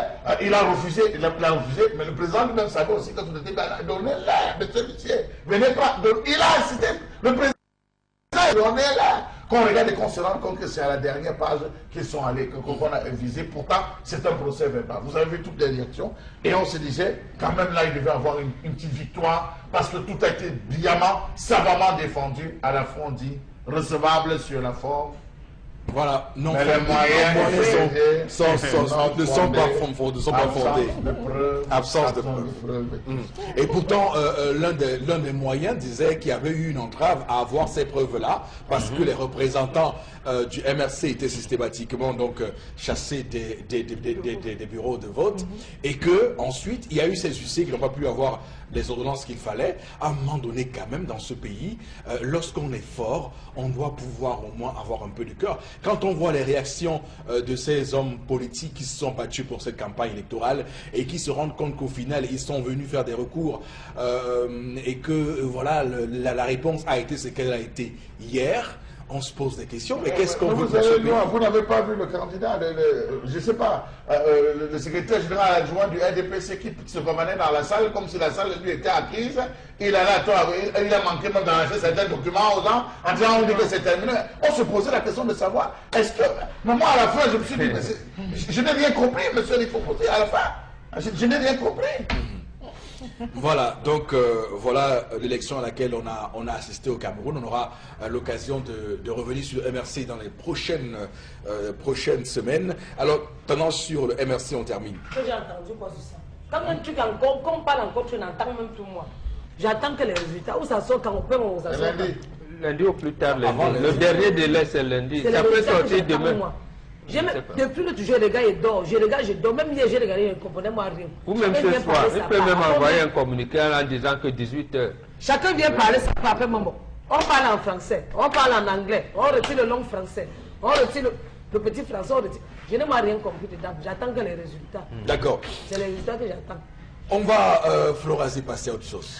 À présent, on parle du SIF, après le MRC, de Joshua Oshé également, qui a dénoncé ce qu'il a appelé un apartheid électoral. On rappelle que sous la direction de l'ancien bâtonnier Francis Sama, les conseils de Joshua Oshé, justement, ont fermement dénoncé donc hier la coalition formée par l'administration et les CAM et le RDPC pendant les audiences au Conseil constitutionnel. Je rappelle que le candidat du SIF a également demandé l'annulation totale des opérations électorales. La défense de Joshua aussi a surtout insisté sur le fait qu'il n'y a pas eu élection dans les régions du nord-ouest et sud-ouest. Et au cours même des plaidoyers, l'ancien bâtonnier Francis Sama s'est également interrogé sur ce qui s'est passé, notamment a-t-il déclaré le gouvernement et les CAM ont-ils décidé que ces deux régions font partie de l'Ambazonie? S'est-il interrogé? Voilà, a-t-on légitimé la sécession? Donc on rappelle que dans une envolée lyrique également, il y a eu pas mal d'interrogations, d'interpellations également, en tout cas à l'issue. On demande seulement de rendre la justice, avoir également le sentiment sorti, en tout cas le sentiment que la justice sera rendue, en tout cas a-t-on martelé justement au cas même de la défense de Joshua aussi justement, et qui a tenu à rappeler certaines imperfections, Eric Fopoussi, au cas même de ce scrutin. Maître Moustapha Ngwana, tout le monde est tout à fait OK pour dire que hier, ça a été un vrai succès de sa part. Lui qui a dit que le président élu le 7 octobre dernier, est le président des francophones. Il a bien martelé et dit que les anglophones n'ont pas voté. D'ailleurs, c'était le sens de la requête du STF qui a été, là encore, jugé non fondé. Et pourtant, il avait raison. Oui. D'abord, remarquer que le nord-ouest seulement, de l'avis de représentants régionaux des LECAM dans la région, on devait ouvrir 2343 bureaux de vote. Mais 74 seulement ont ouvert. Donc, même pas le tiers. Même pas le tiers. Chose grave encore, le Premier ministre délocalise son vote. Il ne peut pas voter dans son village de Oku en Bamenda, Upstation, c'est-à-dire au quartier administratif, il y a le BIR, il y a tout. Bon, que font-ils? Ça veut dire lui-même que le Premier ministre, chef du gouvernement, a dit que mes populations ne peuvent pas voter. Puisque moi-même, qui ai toute la sécurité, je ne peux pas voter. Bon, les autres, ils sont tarés à la maison ou alors cachés au champ. Donc, ils ne vont pas voter. Je ne prends que ce cas. Et on vous dit que c'est une circonscription unique. Si ça se passe chez le Premier ministre, et plus fort raison les autres localités, et on ne nous a pas dit où est-ce que les autres ont voté. Est-ce que les 2343 ont ouvert non, 74, voilà. Donc en fait, il n'y a pas eu vote. Il n'y a pas eu vote. Il n'y a pas eu vote là-bas. Tout le monde le sait. Oui. Mais là encore, il faut des preuves. C'est ça le Cameroun. Voilà. Il faut des preuves. Ce que tout le monde sait, il faut des preuves. Est-ce qu'il y avait l'occasion de faire des diapositives là-bas pour présenter les images de ce qui s'est passé? C'est ça. Vous vous rappelez que quelques jours avant, lorsque le REDAC et Un Monde à Venir ont voulu présenter les conclusions, des constats, des observations qu'ils ont faites pendant toute cette période électorale, pendant les votes, on a interdit. Oui. On les a interdits, ils ont été molestés. On les a muselés. Muselés qui ne le font. Mais lorsque vous parcourez, parce que ça a été fait, et Philippe Nangala fait, c'est disponible sur YouTube. Lorsque vous partez sur YouTube, vous allez voir, on va vous faire état des mêmes récriminations qui ont été portées par le MMC et le NDF. Il faut faire une précision. Je pense que c'est une précision importante. C'est que les preuves dont on parle, ce sont les preuves que vous avez annexées au dossier lorsque vous le déposiez dans les 72 heures après la clôture du scrutin. Et vous et moi savons qu'il y a des preuves qui arrivent au fur et à mesure.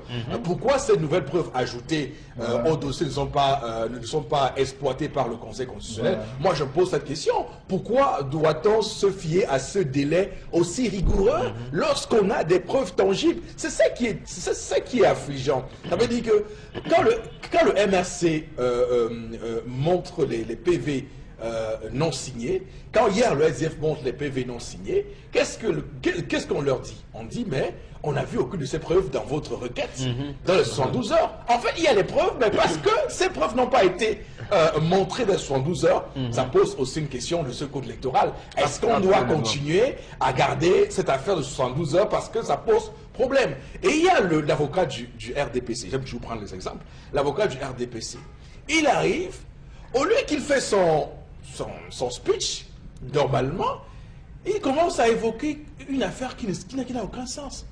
Monsieur le Président, le candidat en question n'a pas eu 5%, donc il ne devrait pas être écouté parce que tout ce qu'il dit n'a pas pu avoir une incidence sur le score final. Ça veut dire qu'ils ont des chiffres. Mais qu'est-ce de quoi il se met, ce monsieur? Mais regardez les résultats, parce que là, et on ne le ramène pas à l'autre. Non, le président l'a ramené alors. Il a dit que non, le problème, c'est pas ramener alors sur les résultats, mais ramener alors parce que lui, il voulait qu'on écoute, qu'on n'entende même pas. Joshua Oshi, lui, il voulait même pas qu'on entende parce qu'il estime qu'il a eu moins de 5%. Et l'un des pères de la non-violence, Martin Luther King, nous a appris ceci.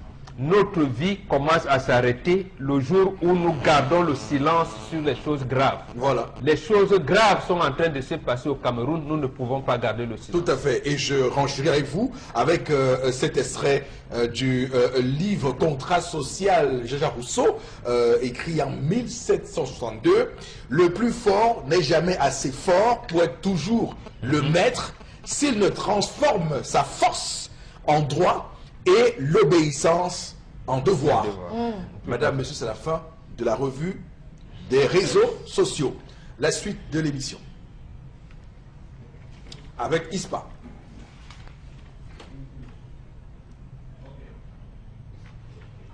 Universitaire bilingue des Armandins ISPA ouvrira ses portes en cours du jour et du soir. 1. Dans les filières banking, finance, management, marketing insurance, secrétariat study. 2. BTS et licence professionnelle dans les filières de gestion médico-sanitaire, technique biomédicale, carrière judiciaire, génie civil, génie informatique, les métiers de l'eau, le commerce vente. Notez bien, l'ISPA offre spécialement la filière chimie générale et industrielle en BTS, licence et master professionnel. ISPA est situé à Kamkana, face immeuble Macamou. ISPA, le savoir-faire à la contribution du leadership de demain. Et donc, nous parlons une fois de plus ce matin de l'Institut supérieur et universitaire bilingue Les Amandins. Constille Amine, bonjour. Oui, bonjour Eric. Bonjour nos nombreux téléspectateurs. Le savoir-faire s'installe à l'instant. Le savoir-faire essaye donc de diriger en ce moment cette émission. Alors, chers téléspectateurs, une fois de plus, bonjour et merci d'accueillir la communication de l'Institut supérieur et universitaire bilingue, les Armandans, du côté bien sûr de Yaoundé. C'est au quartier Komkana, nous sommes bel et bien au Cameroun, notre cher beau et très beau pays. Alors, Consilamine, comment s'est passée la conférence d'hier à l'ISPA? Eric, je rappelle que pour une première conférence, véritable succès, parce que hier, on a reçu non seulement les étudiants venant d'ailleurs, les parents, mais également tous les étudiants de l'Institut supérieur et universitaire bilingue, les Armandans. C'est un véritable succès pour cette première conférence, qui est d'ailleurs l'ouverture d'une grande vague de conférences qui vont se tenir du côté bien sûr de l'ISPA. Il faut rappeler que cette conférence a été présidée bel et bien par des éminentes enseignantes venues tout droit de l'Université de Toulouse en France. Alors ces enseignants qui ont donc permis à tous ceux qui étaient là hier du côté de Yaoundé de pouvoir avoir une idée claire sur la gestion des collectivités territoriales. C'est donc l'occasion pour moi ici de dire merci au fondateur de l'ISPA qui a bel et bien voulu offrir à ses étudiants, offrir aux parents, également aux étudiants des autres écoles supérieures cette grande conférence sur la gestion des collectivités territoriales. Alors, quelle est la particularité de l'ISPA? Alors, la particularité de cette école supérieure, comme je l'ai si bien dit hier, c'est déjà le nombre réduit. Parce qu'aujourd'hui, on constate de plus en plus que certaines écoles supérieures passent le temps à avoir plus de 50, plus de 100 étudiants par salle de cours. À l'ISPA, ce n'est pas le cas. Vous avez 30 étudiants par salle de cours. Alors pourquoi 30 étudiants par salle de cours? Parce qu'on veut permettre aux enseignants, qui sont déjà des enseignants qualifiés et disponibles, de pouvoir suivre de bout en bout chaque étudiant pendant et après les cours. Une autre particularité, c'est déjà la mise sur pied d'un système d'enseignement vraiment très très professionnel. On va également rappeler à tous nos téléspectateurs qui nous regardent en ce moment que l'Institut supérieur et universitaire bilingue, les Armandans, du côté bien sûr de Yaoundé, met à la disposition de tous les étudiants une connexion Wi-Fi haut débit. Donc, elle est disponible de lundi à dimanche, 24 heures sur 24. Une autre particularité, c'est des salles de cours entièrement modernes. C'est des laboratoires et des ateliers qui sont bien équipés. Question d'offrir à tous nos étudiants des cours pratiques, des cours théoriques de qualité supérieure. Voilà donc quelques particularités qui devront pousser aujourd'hui ceux qui nous regardent en ce moment d'aller s'inscrire du côté bien sûr de l'Institut supérieur et universitaire bilingue, les Armandans, qui, je rappelle, est situé à Yaoundé, au quartier Komkana, en face de l'immeuble Macabo. D'accord. On va terminer rapidement avec un dernier mot, Consilamine. Voilà, bien sûr, le dernier mot de ce matin, c'est tout simplement essayer donc de rappeler à tous les téléspectateurs que nous avons plusieurs filières de formation, mais ce matin, nous allons vous parler encore et encore de la filière gestion et de la filière commerce-vente. Nous allons commencer par la filière gestion, cette filière-là qui regroupe plusieurs spécialités à fort potentiel d'emploi en cours du jour et cours d'histoire. Alors, parlons de la filière gestion, vous retrouverez des spécialités telles que banque et finance, comptabilité et gestion des entreprises, gestion des projets, gestion de la qualité, la spécialité microfinance, également d'autres spécialités telles que la gestion logistique et transport, ainsi que la gestion des ressources humaines, et sans oublier que dans cette filière-là, vous avez cette nouvelle spécialité qui est toute nouvelle au Cameroun, à savoir la gestion des collectivités territoriales, sans oublier également la spécialité statistique. Voilà donc quelques spécialités qui constituent la filière gestion du côté bien sûr de l'ISPA. Alors parlons également de la filière commerce-vente. C'est une filière qui se veut très très professionnelle à l'ISPA. C'est une filière qui se veut également avec pas mal d'opportunités. Raison pour laquelle également j'invite tous ceux qui nous regardent en ce moment d'aller s'inscrire à l'ISPA et de choisir les différentes filières qui leur sont proposées. Alors parlons de la filière commerce-vente. Vous avez deux spécialités dans cette filière-là. Vous avez bien entendu la spécialité commerce international. Ce qui veut faire dans l'international, dans les relations internationales, dans le commerce international, c'est donc l'occasion plus que jamais d'aller vous inscrire à l'ISPA et de choisir la filière commerce-vente dans laquelle vous avez la spécialité commerce international. On a également notre spécialité qui constitue cette grande filière commerciale, c'est bien entendu marketing, commerce, vente.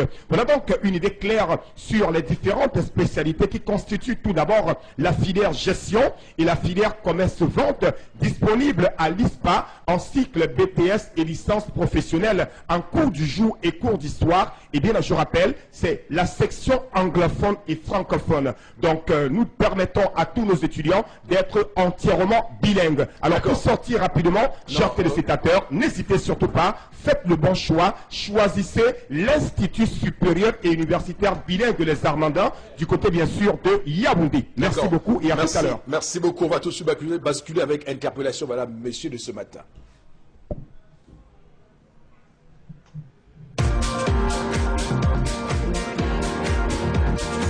Le pays fonctionne carrément bien, mais le seul problème qui est, c'est ça que les autorités du pays, ils ne font pas leur travail, franchement, puisque ils sont incapables, quand on les envoie en mission, par exemple, au travail, d'aller partager même rien que les convocations. Ils arrivent, ils ne peuvent pas donner la convocation tranquillement pour convoquer ces personnes. Ils arrivent, ils intimident, ils menacent les usagers. Ce n'est que ça que moi je peux parler, puisque quand on dit on a porté la tenue, c'est pour supporter tout le monde. Ce n'est pas pour gâter le pays. Ce n'est que ce que je peux dire. Je propose que le gouvernement peut prendre au moins les possibilités pour abattre ça dans ce pays. Puisque si ça fonctionne comme ça, là, franchement, le pays serait en danger, puisque tout le monde au carrefour, quand on sort, mais on n'a même pas de travail, mais quand on sort, et quand les autorités viennent intimider aussi, c'est là où ça nuit le pays. Ce n'est que ce que je peux partager aussi avec mes frères.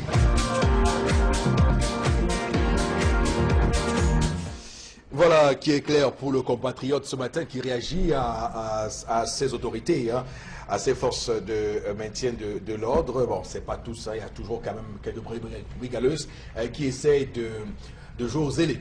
Bon, oui, tout à fait. Et là, il a raison de les interpeller, excès de zèle. C'est-à-dire que le citoyen, tout le monde est dans la débrouillardise. C'est-à-dire qu'il y a quand même un côté éducatif que la police, les forces de maintien de l'ordre semblent oublier. Il y a la police préventive. C'est-à-dire, vous arrivez quelque part, vous dites aux citoyens non, on ne prend pas le taxi ici, allez un peu plus devant. Là où, comme il disait, vous avez une convocation, vous dites non, voilà la convocation, vous êtes appelé à vous présenter demain ou après-demain au commissariat à 8h30, voilà, et tout. Ça doit être, j'allais dire, une communion. Lorsqu'on dit que la peur du gendarme est le début de la sagesse, ça veut dire que vous voyez en lui le protecteur. Mais lorsqu'on continue à les utiliser comme force de répression, ça devient un problème. C'est ça, en fait, ce que le compatriote dénonce. Voilà, c'est bien compris. Alors, Chalamel, sur ce sujet, les forces de maintien de l'ordre, j'avoue quand même que de plus en plus, j'en vois des forces de maintien de l'ordre qui agissent avec pédagogie. Absolument. Parce qu'on a mis les cours de droits de l'homme dans leur formation. Dans leur formation, Oui, voilà. Monsieur, il faut aussi faites un tour à Coiffe. Faites un tour à l'école publique, faites un tour à la gare de Nebel, faites un tour au rond-point où on charge pour 4 étages et tout. Vous allez vous rendre compte, vous allez voir des policiers qui sont là debout, avec des individus qui sont en train de voler, d'ouvrir techniquement le sac des femmes, de retirer les choses et de partir sans lever le petit doigt. Faites-vous agresser, que ce soit à Mokolo, voyez même un policier qui passe, commencez à crier au secours, au secours. Charles, qu'est-ce que vous voulez dire quoi, Charles? Ce que je voulais dire, monsieur Eric Fopoussi, c'est que les policiers n'interviennent que lorsqu'ils reçoivent des ordres. Ça veut dire? Les forces de maintien ne réagissent que lorsqu'ils reçoivent des ordres. On a une situation de citoyens qui ont, qui se sentent menacés par des agents. Je dis bien, ils ne sont pas tous comme ça. Oui, c'est vrai. Ils ne sont pas tous comme ça. Il y en a qui font de l'excès de zèle. Par exemple, quelqu'un doit venir vous sceller, par exemple. Hein. il fait l'excès de zèle, quelqu'un vous apostrophe dans la rue pour un... C'est ce qu'il veut dire. Il y a des débrouillards. C'est accompagner ce monsieur à aller me sceller telle boutique. Est-ce qu'il a le droit de négocier avec lui? Il reçoit des ordres. Il y a une manière au moins de... comment vous dites? Est-ce que ça veut dire qu'il a une manière... J'en connais des policiers qui arrivent pour vous réprimer, mais ils font ça...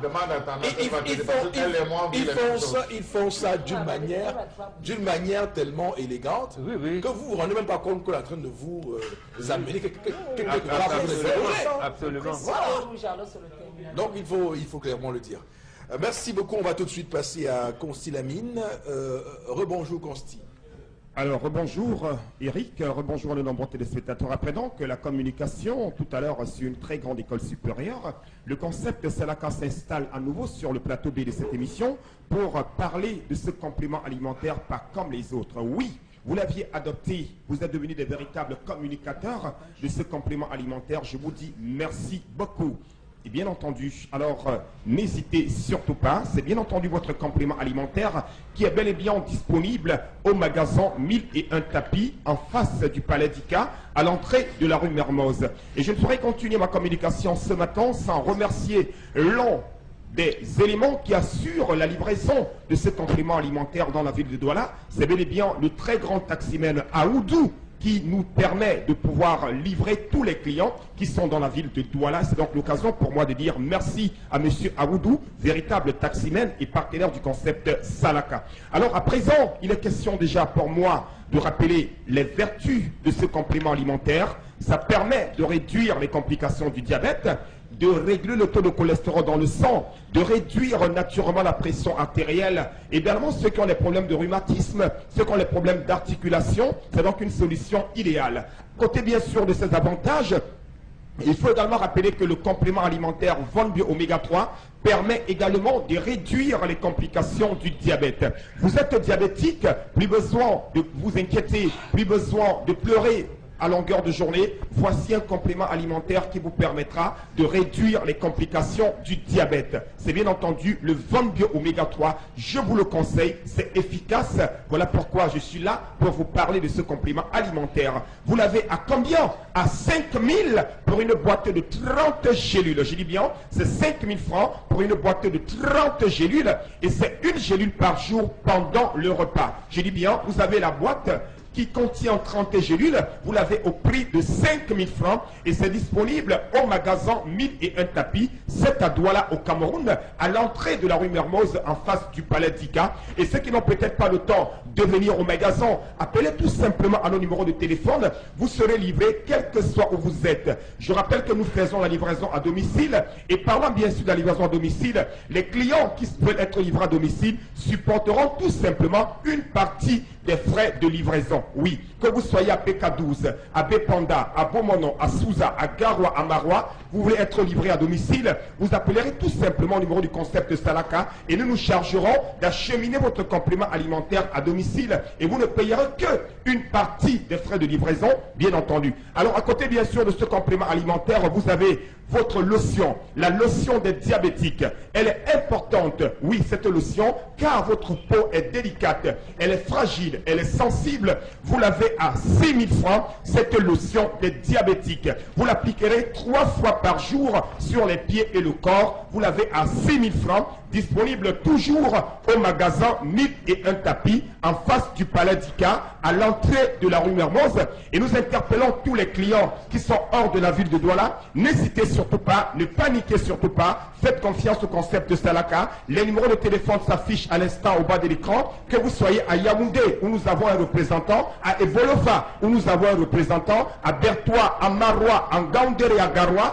Passez vos commandes dès à présent, vous serez livrés parce que nous mettons tous les moyens, toutes les stratégies pour permettre à tous nos clients d'être livrés à domicile. Alors, chers téléspectateurs, plus besoin de chercher le midi à 14 h, comme dirait quelqu'un. Prévenir vaut mieux que guérir. Et je remercie tous nos partenaires, les agences de voyage, les particuliers, les taximens, les bensikineurs qui assurent la communication et la livraison de ce complément alimentaire. Et un merci particulier à ce taximen volontaire qui s'est porté d'assurer la livraison de près, c'est-à-dire de tous les produits du concept Salaka dans la ville de Douala. J'ai nommé M. Aoudou, du côté bien sûr de Pépanda. Merci beaucoup.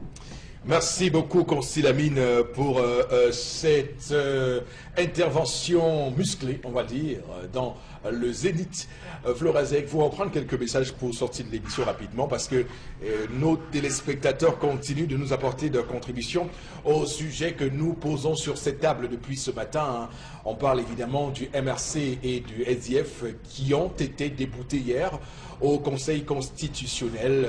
On va également dire que ce contentieux post-électoral nous a permis de voir qu'il y a ce lien incestueux entre l'État et le parti. C'était encore le cas en 92. Nous sommes en 2018. Le grand défi serait de séparer l'État du parti. Lorsque le Cameroun aura réussi ce grand pas, sortiront peut-être de l'auberge au final. Donc, Florazé, quelques messages. Il y a Issa Achong qui dit que la mise en scène s'est bien passée. Puis il estime qu'après plusieurs jours de débat, aucune enquête n'est faite, mais on retient. On nous convainc de force. Issa Achong qui réagit. Et puis il y a Arsène Alam qui réagit également. Le MRC, Moïse Kamto a prouvé qu'il ne... qu'il pouvait dénoncer un certain nombre de choses, surtout la gestion d'un État comme le Cameroun. Autre réaction ce matin à vous. L'État nous surprend et nous prend pour des fous. Voilà, nous dit cette réaction de ce matin. Une autre, moi je pense que c'est mauvais. Voilà. Quand la justice fait de la politique aux yeux du monde entier, donc le SIF a des preuves fondées, donc il n'y a pas eu de vote dans les deux régions anglophones. C'est Lazare qui réagit. Mais que voulez-vous? On leur a dit que leurs preuves n'ont pas été versées au dossier lorsqu'ils envoyaient leur requête dans les 72 heures. C'est comme ça, on n'a pas le choix, on a les preuves là sur place, mais comme ça n'a pas été fait dans les délais, bon, on fait avec. C'est le Cameroun. Madame, Monsieur, merci infiniment d'avoir été là ce matin. On va se donner rendez-vous lundi prochain, sûrement avec un nouveau président d'ici à là. On va évidemment vous demander de regarder la rediffusion de l'émission cette nuit à 1h, donc heure du Cameroun, ou minuit, heure temps universel. Que Dieu bénisse le Cameroun.